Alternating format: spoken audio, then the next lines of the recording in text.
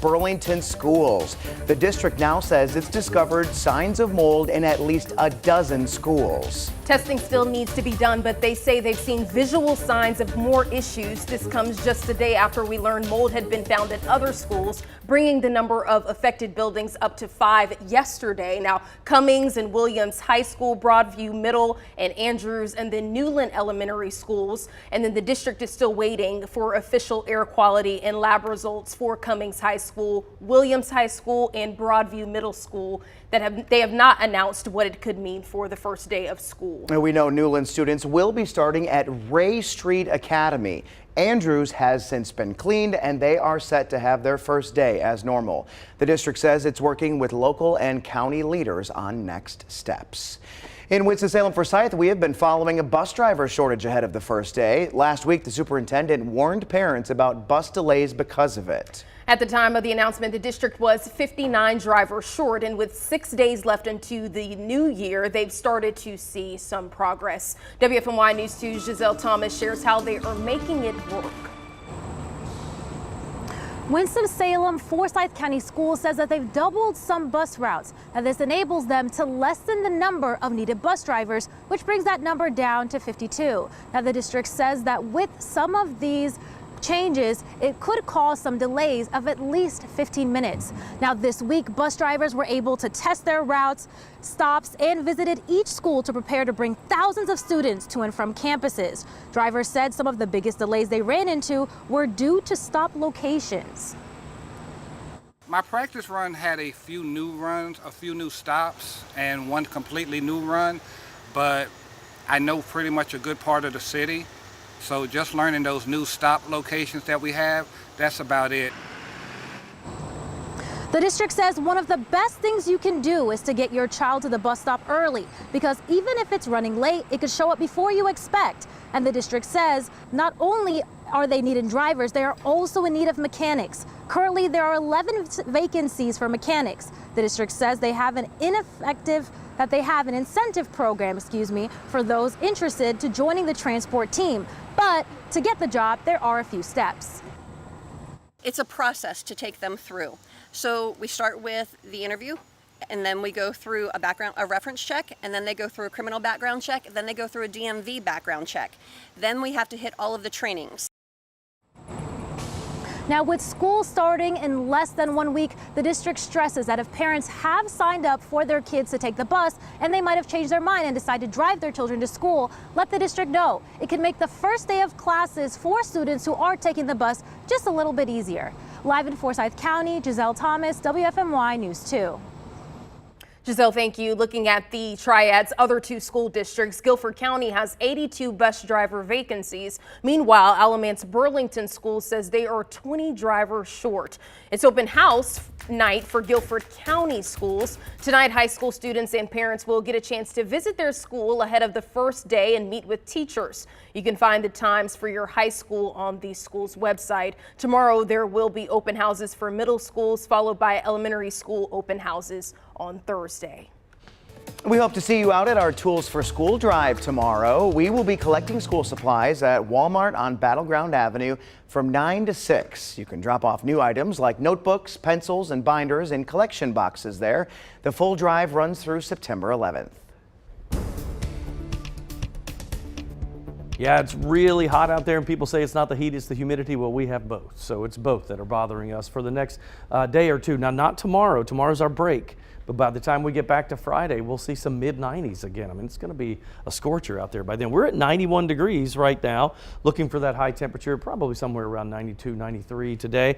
91 in Asheboro and Siler City, 89 in Mount Airy, Wilkesboro at 88 degrees. Tonight's overnight low. Now, this is a big change, right? We've been talking about the cold front that will push down through the area tonight and tomorrow. So clear tonight, the humidity levels will start to drop, but with those clear and kind of crisp overnight skies, we'll see the temperature drop to 66 with a high tomorrow of 84. That's actually 2 degrees below normal for a change. Our normal high in the mid 80s. Across the region now, we just see a few clouds, nothing really major out there. Go out to a wider shot, you get the same story. Now, this cold front is pushing down from the north. That's what gives us a break tomorrow with those mid 80s and lower humidities. And I think probably most of us are more excited about the lower humidity than the temperature drop. But it's short-lived, right? Because that high pressure then moves off the coast. That opens the door for that big dome of high pressure, a heat dome we call it, to move across the region, and we slowly build again with our temperatures. So here's what it looks like. 84 degrees for tomorrow. Lower humidities, no argument there. 89 on Thursday. Late day rain chances slip back in, but they're small, 20 or 30%. That's Thursday all the way through Tuesday. Thursday, look for that high to build back to about 89. We go to the mid 80s on Friday with highs around 94 or 95 degrees. And a big break next week. We get to the low 80s, way below our normal for Sunday, Monday, and Tuesday.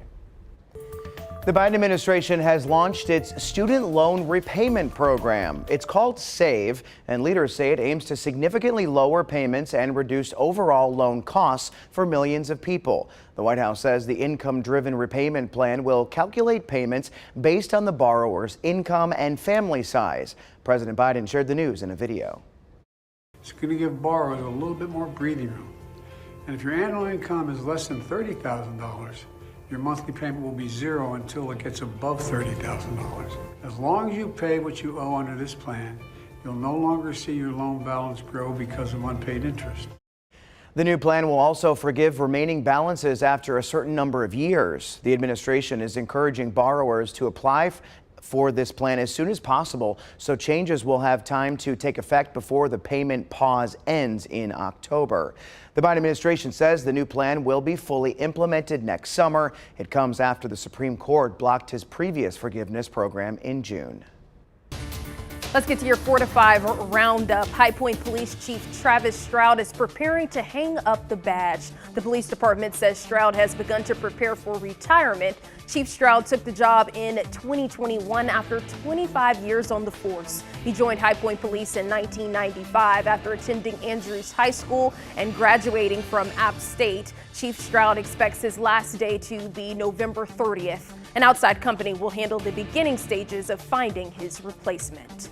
The Greensboro Police Department is updating the way it shares information during and after critical incidents.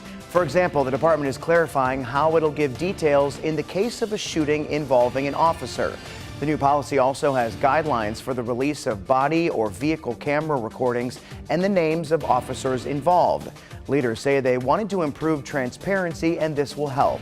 We'll hear from the chief about the change coming up at 5.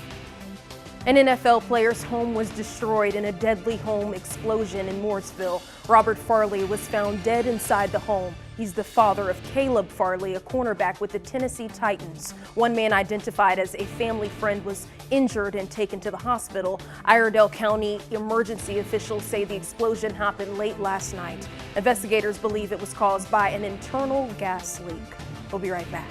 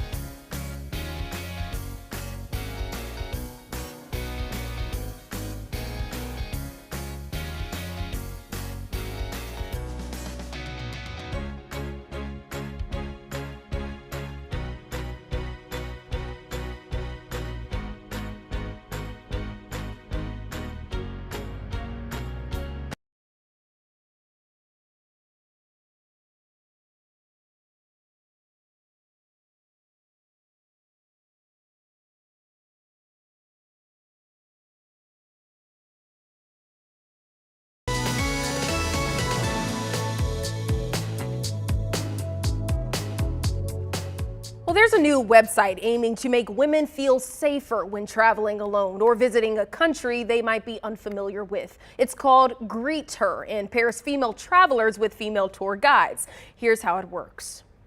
Jen Emery got bitten by the travel bug early, but traveling alone as a woman does come with risks. At nighttime, you get a little nervous if you want to go out, or if you're at a museum too long and like night starts to fall, like getting back to your hotel room, or maybe even streets that you don't know that maybe you shouldn't go down versus others. Those are things that even on my 50th country still go through my head. It's those feelings that prompted Vanessa Corral, an avid traveler herself, to create the website Greet Her. I just was tired of people telling me, don't go to Egypt because as a woman, you shouldn't go alone. Don't go to Guatemala because it's unsafe. Greet Her matches female travelers with female tour guides. And we do this by vetting everybody, including you as a traveler. Jen Emery hired a tour guide through Greet Her for her trips to Chile and Amsterdam.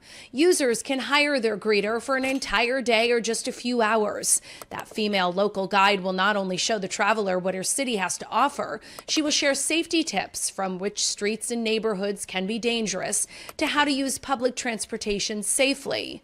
They are currently in 90 countries and 550 cities. What you'll pay depends on the city you're visiting. 2.5 hours with a Greet Her in San Francisco will cost you around $75, whereas the same amount of time in Mexico will cost you $55.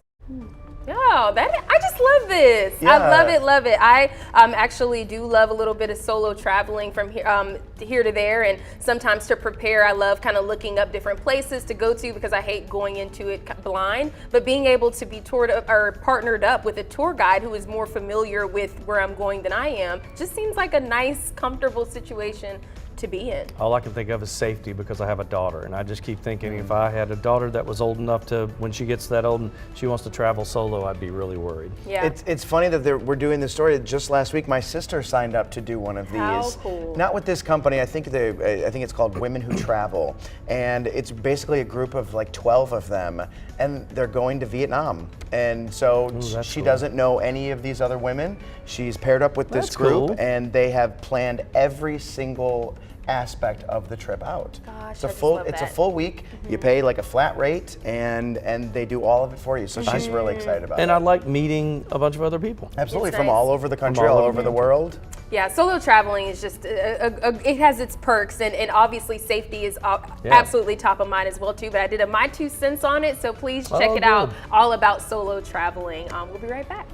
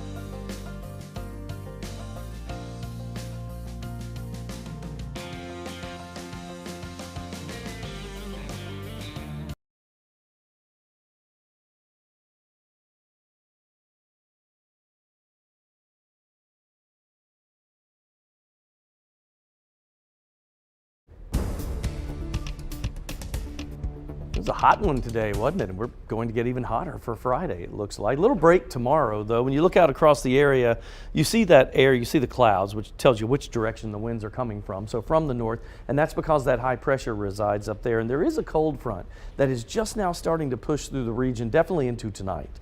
And that'll make a difference. Our morning temperatures in some cases have been lower 70s. Now we're going to see some mid 60s tomorrow morning when you step out. It'll be nice. And here's the key, lower humidity. Thanks to that guy right there, that big high pressure system pushes that through. Now it only lasts for about a day. Thursday is kind of a transition day as we get back to the heat again, because this huge area, this heat dome, we like to call it, basically a ridge of high pressure, that starts to build back in as the high pressure moves off the coast, and that just will kind of cook under that for our Friday. And then we get a big break toward the end of the weekend and the beginning of next week, waiting for that. Heat index readings, though, a little brutal for Thursday, Friday, and Saturday. 91 Thursday, 102 Friday, and 97 on Saturday. We get a big break with temperatures, though, as we head into Monday and Tuesday. Watching several systems, these two that are out in the middle of the Atlantic, very little chance of development for those two. Gert is now post-tropical, so not really in effect for us. Harold is basically area of rain and thunderstorms. It was a tropical storm moving into the Texas coastline, but Franklin is the one that we're going to watch. This one, the trouble with it is that it kind of meanders out there. Could be a Category 1 hurricane by Sunday, and you see that turn.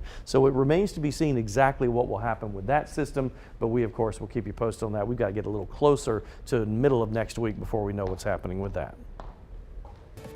Eric, thank you. There's an interesting competition getting the creative juices flowing. It's the Anything That Can Float Challenge over in Illinois. Yeah, the goal is for people to show off their inner creative talents, either through completely building a boat or simply decorating one. Row, row, row your rafts was the theme, as leaders say 21 handmade vessels traveled 1.65 miles on the Rock River, starting at the Auburn Street Bridge and ending at Prairie Street Brewing Company in Rockford. It's a good reason to just get a lot of our community out enjoying that river. It's just fun to just see the diversity of the people lining the river and getting out and enjoying time together. And then honestly, we have some really awesome rafts this year. The #1 rule for rafters is no engines or power source allowed. Some people paddle, some people pedal, some people just float. The raft race was a popular event from the 1970s to the 1990s, but leaders say now it's time for a new generation to enjoy an event that has returned for a 5th year. Myself and a few of the other committee members that decided, like, hey, we need to bring this back to Rockford and get everybody out here enjoying the beautiful river. Committee member Amy McIntyre says she's blown away by how many came out to support the event and see all of the creativeness. No, that's what makes it worth it, all the time and energy that goes into planning these events, to see everybody come out and enjoy it. Some creative ones there. Well, the raft that crossed the finish line first did it in 36 minutes. Last place didn't reach the finish line for almost 2 hours. Because that was the one that was just floating and enjoying their best life, and that seems like something Sydney Moore would be doing. I'll meet y'all at the finish line. I want us to do a media challenge and have all the TV stations and maybe radio stations and do. I did something similar to that, but we were in actual boats. But we went out. This is years ago when I was in Myrtle Beach. But we went out to a buoy and then had to go around the buoy and come back. But the key was everybody knew, this was like an unspoken thing, everybody had water balloons. So when you round the buoy and the other people are coming, we all hit each other with the water balloons. So much fun. I love that. Yeah, the different, the pink one that I saw, it reminded me of Barbie, like, you know, with the movie and that type of theme. But yeah, you could put your own little spin as well with it. So did you ever, you know what it reminded me of? Did you ever in school have to build using popsicle sticks a bridge that could withstand your weight? Oh wow, no! Like it was like a class project. You had to be able to stand on it and have it hold. Did it work? Sometimes. I remember something like that. We did something with popsicle sticks. I can't remember, but yeah, schools do different fun activities when it comes to popsicle sticks. That's an interesting one, though. We need to get a competition. Let's build a boat. This would be fun. Build a boat. It'd be horrible. We'll be right back. We'll sink.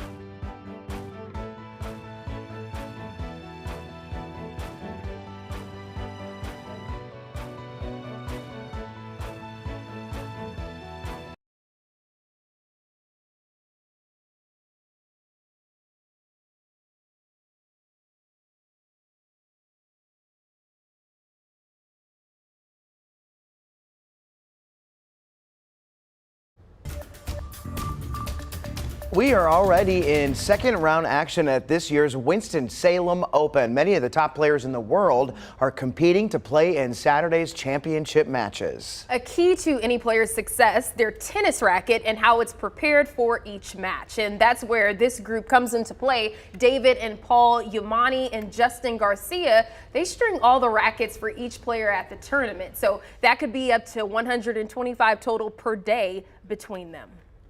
First couple of days of main draw are the busiest because it's the most number of matches. We try to get here early in the morning because a lot of players now are starting to ask for their rackets strung in the morning, so they're even a little fresher.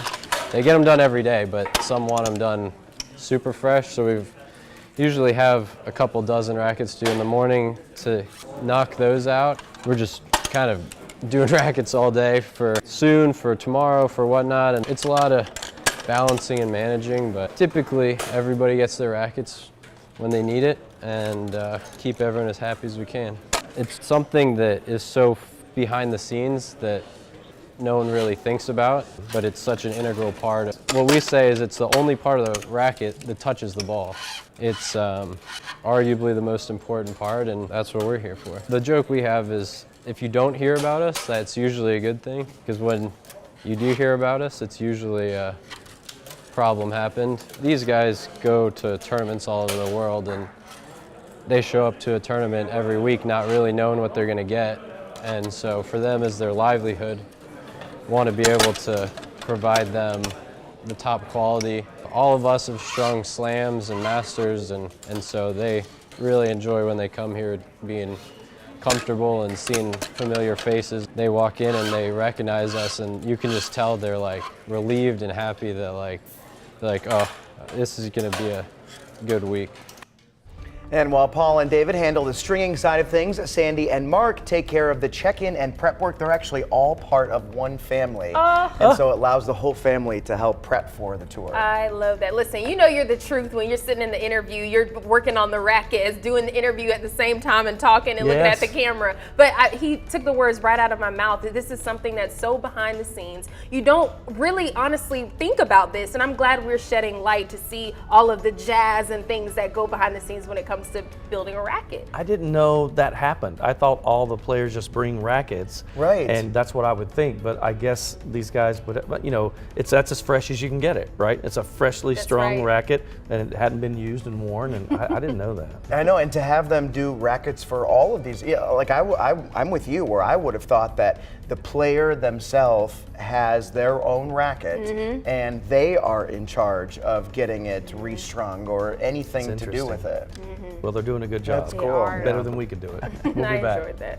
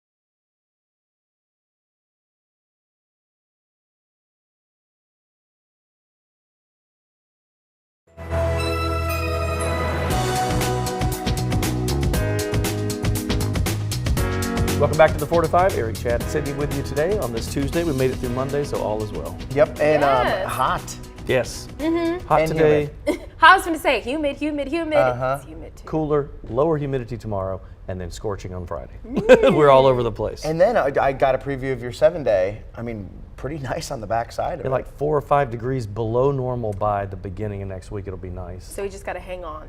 All right. Hang on to it. This. All right, Yep. we'll get a check of the forecast in a bit. First, we begin with developing news within Alamance-Burlington Schools.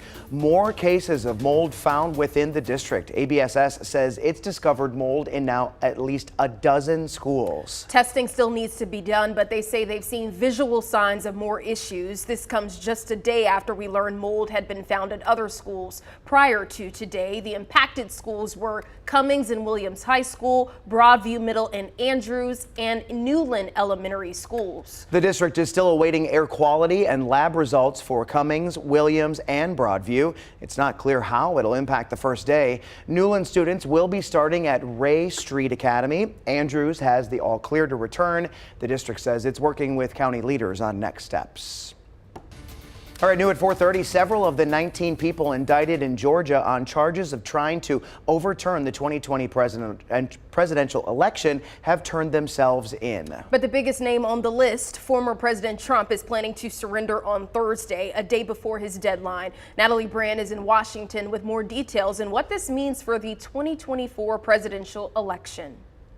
Attorney John Eastman, one of the alleged co-conspirators accused of trying to overturn the 2020 presidential election in Georgia, was processed at the Fulton County Jail Tuesday and released. I am confident that when the law is faithfully applied in this proceeding, all of my co-defendants and I will be fully vindicated. Former President Donald Trump says he will turn himself in on Thursday.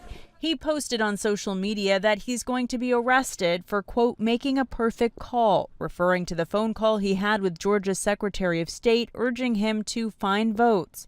Trump is facing 13 felony counts, including a RICO charge of conspiring with 18 others to overturn the 2020 presidential election in Georgia. Trump's lawyers agreed to a $200,000 cash bond to be released. He will not be allowed to discuss the case with co-defendants except through his attorneys. And as part of the agreement, he is also banned from intimidating witnesses, including on social media. Nominating someone who's out on bail in 4 jurisdictions is not a winning formula. Former New Jersey Governor Chris Christie is slamming Trump for his decision to skip the first presidential primary debate Wednesday. But these 8 candidates will be on the stage, hoping to set themselves apart from the rest of the field. 2024 is our moment of choosing. We are not going to get a mulligan on this one. Florida Governor Ron DeSantis is Trump's closest competitor in the latest CBS News poll, but he trails Trump by more than 40 points among Republicans surveyed. Now, Republican presidential candidate Larry Elder is actually suing the Republican National Committee, saying its process of determining who's eligible is rigged. He's accusing the RNC of trying to silence his voice. Temperatures up and down, the roller coaster really over the next several days. I mean, we've been talking about this for a while where you really see a difference in temperatures. I want to start with the tropics now, and let's take a look at this. Is Tropical Storm Franklin. Now, it looks a little convoluted, right? The symbols are all over the place. That's because it meanders around out in the Atlantic eventually. You can see by Friday and Saturday, it's north of the Dominican and San Juan area, and it can't really decide where to go. There aren't any major steering currents around this system, but we noticed this last little turn from Saturday to Sunday goes to a Category 1 wind speed-wise with winds at 80 miles per hour. There's a sustained winds, so barely a Category 1. 74 is the turnover there. But you can see it's making that turn, and there's North Carolina right at the top of the map there. So it remains to be seen how this one will affect us. We're still kind of waiting on that to see exactly what will happen. In the meantime, we've got the heat and humidity leaving tonight, so a cold front will start to dip back down to the south, and that'll drop us down to about 67 tonight. Mostly clear skies. Tomorrow's high at 84. That is comfortable. And here's what your 7-day looks like with 90 on Thursday, 94 by Friday. So we build back in, right, with temperatures. But at least a slight late day shower chance pops back in to the mix. That'll be a 20 to 30%, so fairly small. But that's for Thursday all the way through Monday of next week. Look at the temperatures at the end of the weekend, though. After a 91 on Saturday, it's 84 Sunday, 82 for Monday and Tuesday. Elon Musk, he is at it again. There was an uproar on the app X over the weekend. So owner Elon Musk, he hinted the social platform, formerly known as Twitter, will be doing away with the block button. Users criticized the potential move, saying the tool helps to protect against online harassment. The app's CEO also posted, quote, "Our users' safety on X is our #1 priority, and we are building something better than the current state of block and mute."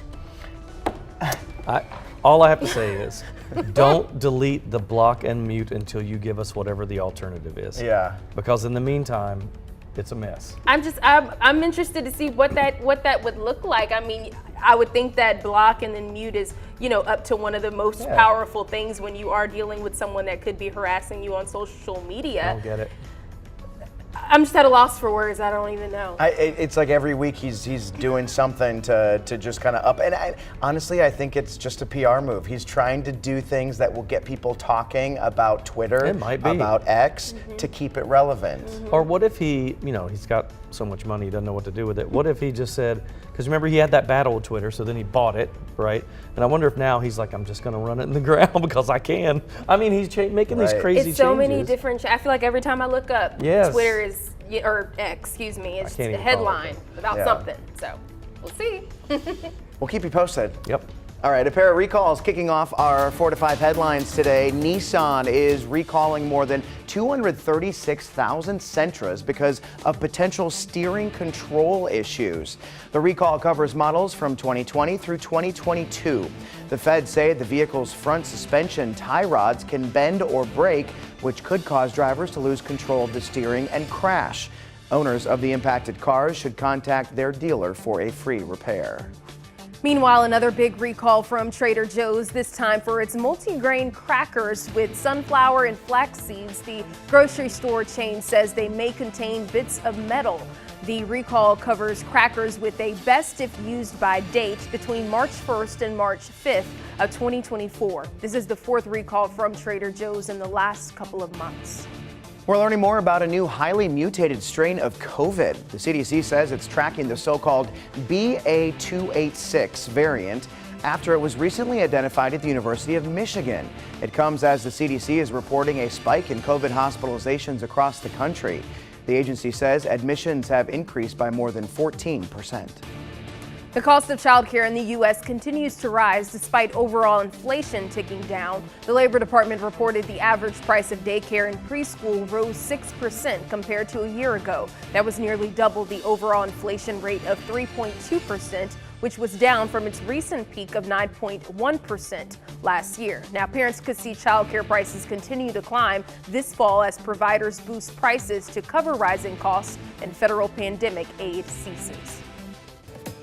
We all have our obsessions. Maybe it's eating out or watching shows or listening to music, but few are as special as the relationship one woman has with Elvis. Graceland, it is not.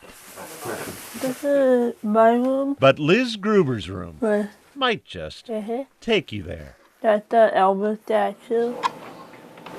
Every bit of wall, every bit of shelf, 58. every bit of Liz. Stamp. Almost as devoted to the king It is velocardiofacial syndrome. as her parents are to Liz. She's had a total of 23 surgeries. All those challenges. So, how did this come about? My name is L.I.S. Liz became one with Elvis. At age 10, watching a DVD, the Elvis-infused Disney film, Lilo and Stitch.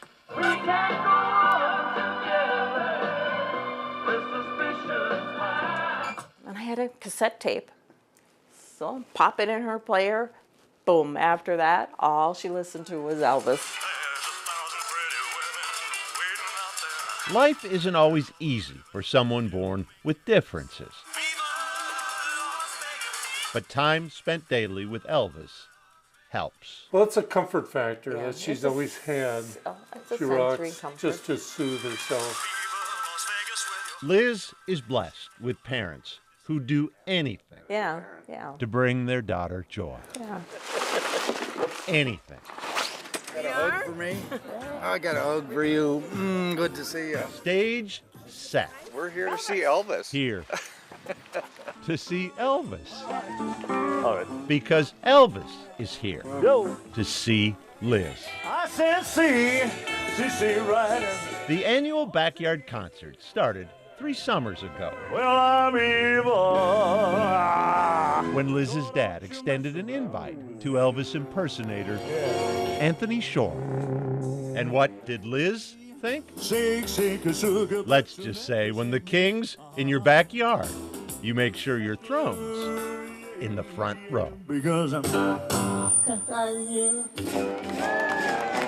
She's in her zone. She's enjoying it. Friends, relatives, and neighbors. I'm her bus driver. Here for the music.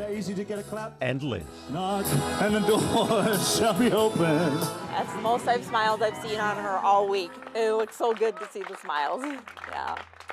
When you have a child with special needs, you do your best to meet them where they are.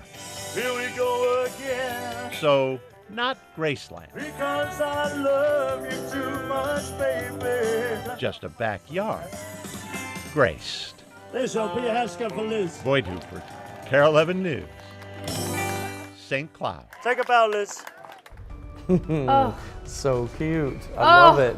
That's My great. goodness, what a The sweetest thing what a ever. beautiful story. And I mean, I think what also got my heart running and jumping to see all of those folks come to celebrate with her, and then the bus driver as well too, not only just neighbors and family. So that's just beautiful. It's special to me because I don't know how this happened, but when Drew was little, my only girl and the youngest, and I go in to read her the book and go good night. She somehow or another we started singing Elvis one night just as kind of a funny little thing, and then every night she'd go, "Dad, sing." When she called it was wrong. It was a hound dog, but she'd go, "Dad, will you sing Corn Dog?" I said, "You mean hound dog, sweetie?" She goes, "Yeah." So we would sing that and Blue Suede Shoes, and some reason she loved Elvis. Yeah, went through a stage with that. Yeah, But- gosh. I mean, and to have the parents, that are so dedicated to Yes. bringing her joy, to do that every year, Every to year. have these concerts every year. It'll grow. You watch that Oh, grow. man, that's Oh, great. for sure. Yeah, for word sure. gets out like this, Yeah. yep, people start going. All right, we'll take a break. We'll see you in a couple minutes.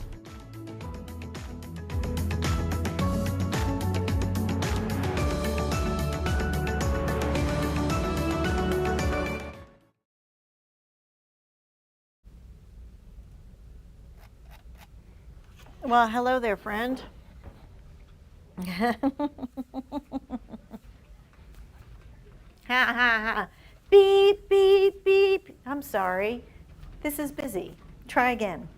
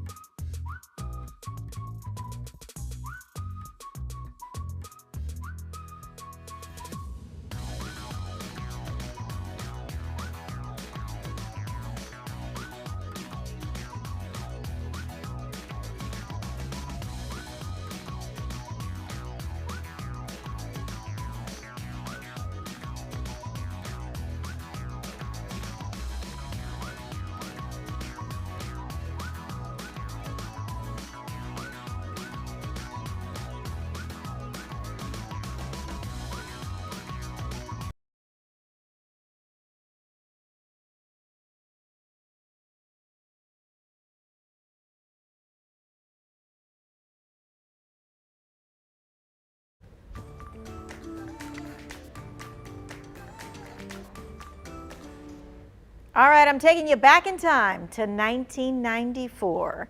According to 1990sflashback.com, you were watching Seinfeld, ER, and Home Improvement on TV, okay? On the big screen, you were going to the movie theater to watch things like Forrest Gump, Disney's The Lion King, and Pulp Fiction.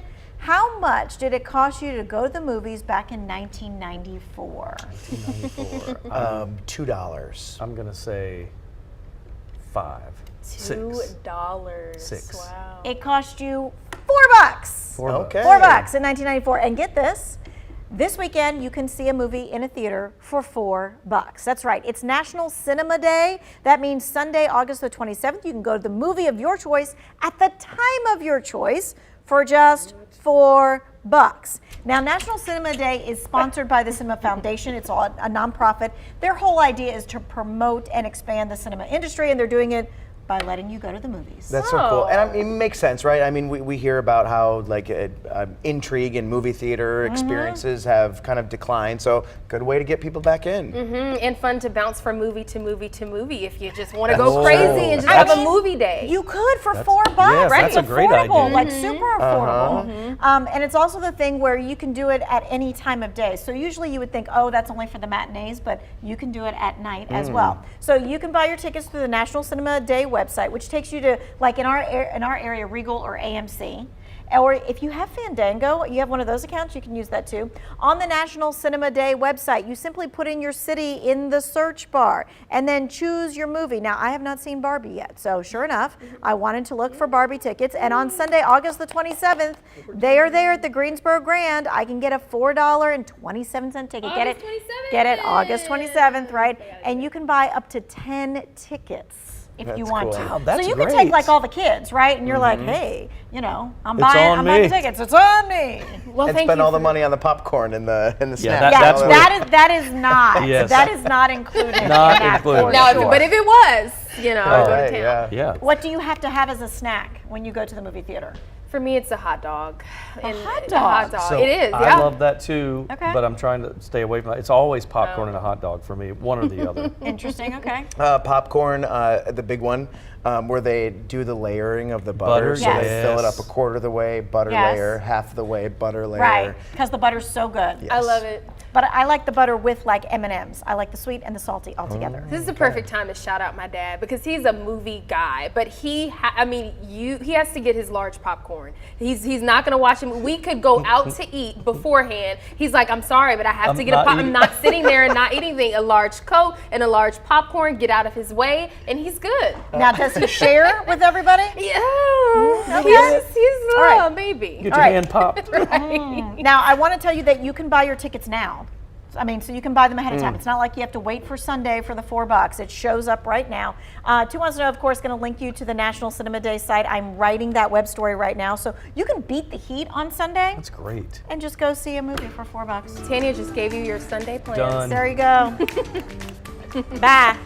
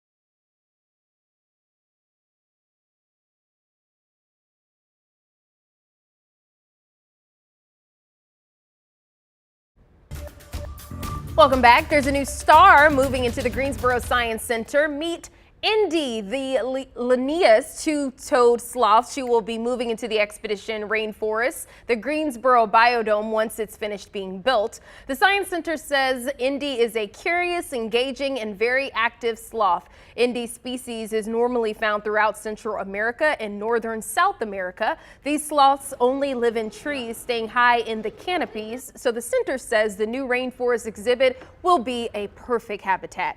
Indy is currently staying in the Amazon exhibit in the meantime. So here's what it will look like as well too. So that'll be very, very cool. I definitely think kids will love that. I mean, that's gorgeous. That's phenomenal. It looks like giant Epcot balls back in the back. I know. I doesn't mean, it? it's incredible. And of course, you know, you work hand in hand with the Greensboro Science Center. So you think this new Indy will be a great addition? So I've actually held a sloth before. When I worked in Tampa, Florida, and we did a morning show. The local zoo there would bring in animals, and so I got to hold one, and they truly move that slowly. Like, people think it's a joke. Like, right. They said that this one's very active, which means it probably turns its head once in a while. I mean, it just stared at me. It was the craziest thing. Yeah, so when it was in your hands, it was just kind of just, you know, It was literally like this, had its little claws around my neck. And I was looking at it, and I remember going, I said it on TV, I was like, my wife doesn't even look at me like this. Like, this thing was just like staring you in the eyes. Like, crazy. I've been to the Greensboro Science Center one time. I need to get out there a few more times, especially as it continues to grow and develop, and all these cool sites you don't want to miss. It never stops growing, that place, that's for sure. right. All right, let's talk about our forecast. We've got temperatures that are bouncing all over the place, right? And we've mentioned this over the last couple of days.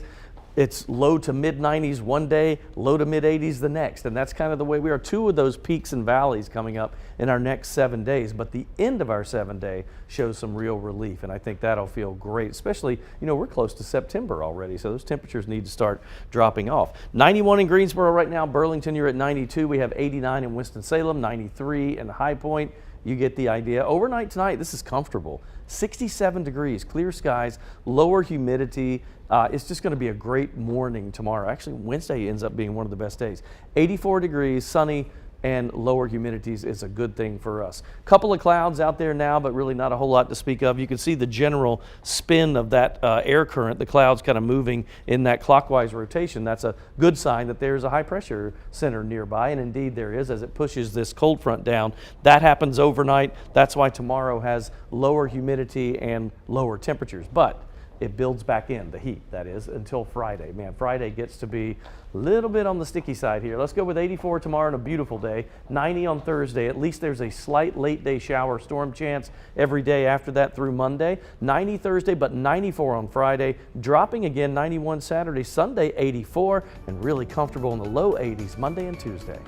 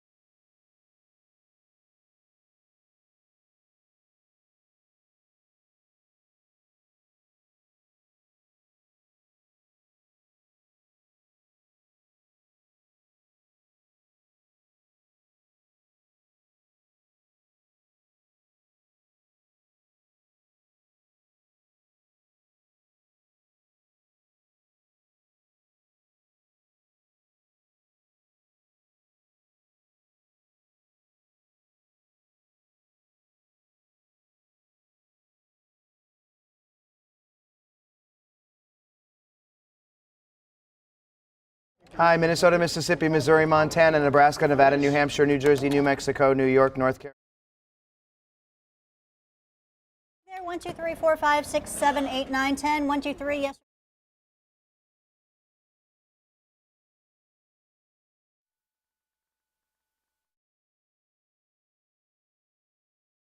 Yo, MC. That's it. 1, 2, 3, 3, 2, 1. 1, 2, 3, 3, 2, 1. Mic check, mic check. Hi, Carmen. I'm doing a mic check for you. Hope it's a good one. 1, 2, 3.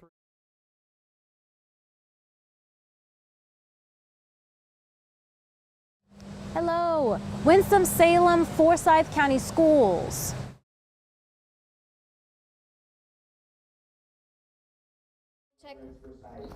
Mic check 1, 2, 3, 4, 5, 6, 7, 8, 9, 10.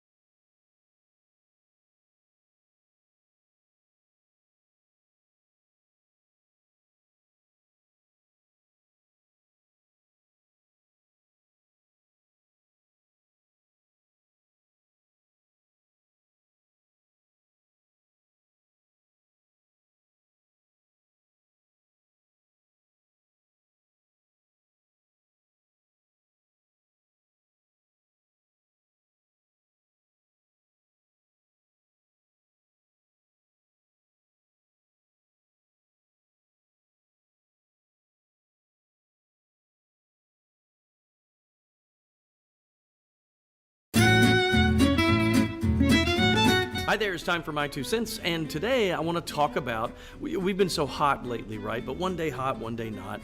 But when we're hot, do you ever notice how tired you get? That the heat, people say, oh, the heat drained me today.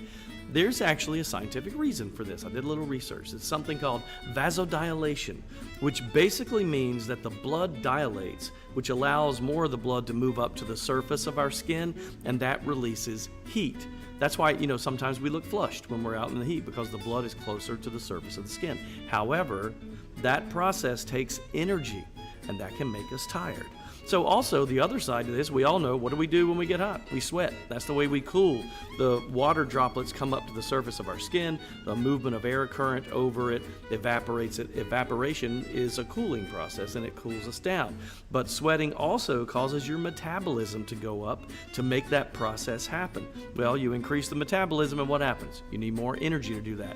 It zaps the body from energy, and it can make us tired and sleepy. So when someone says to you, hey, the heat really just zapped the energy out of me today, they're not just saying that as an excuse. It is scientific.